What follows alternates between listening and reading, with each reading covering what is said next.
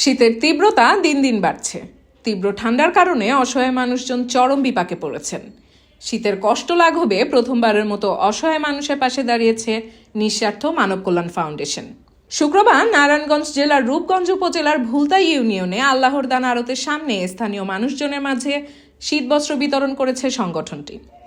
শীতার্থ মানুষের মাঝে উষ্ণতার পরশ ছড়িয়ে দিতে এই উদ্যোগে শতাধিক পরিবারের মাঝে শীতবস্ত্র বিতরণ করা হয়েছে। শীতবস্ত্র বিতরণ সময়ে প্রধান অতিথি হিসেবে উপস্থিত ছিলেন স্বেচ্ছাসেবক দলের আহ্বায়ক সদস্য ইলিয়াস মিয়া। বিশেষ অতিথি হিসেবে উপস্থিত ছিলেন অবদান মানব কল্যাণ সংস্থার সাবেক সভাপতি রফিকুল ইসলাম।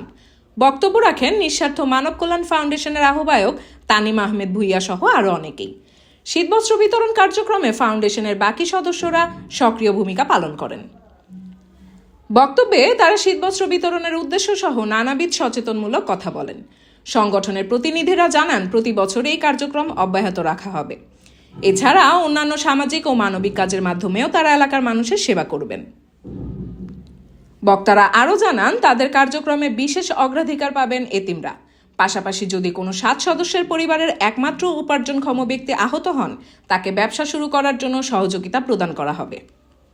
এই কার্যক্রমের মাধ্যমে সংগঠনটি শীতার্থ মানুষের পাশে দাঁড়িয়ে তাদের সহায়তা করছে এবং ভবিষ্যতেও এই সেবামূলক কার্যক্রম চালিয়ে যাওয়ার আশাবাদ ব্যক্ত করেছে। স্থানীয় লোকজন এই উদ্যোগের প্রশংসা করেন। হাতে শীতবস্ত্র পাওয়া মাত্রই মৃদু হাসি দিয়ে আনন্দ প্রকাশ করেন। মানবতার সেবায় তাদের এই প্রচেষ্টা আরও এগিয়ে যাক, এটাই আমাদের প্রত্যাশা। বিকল্প টাইমস।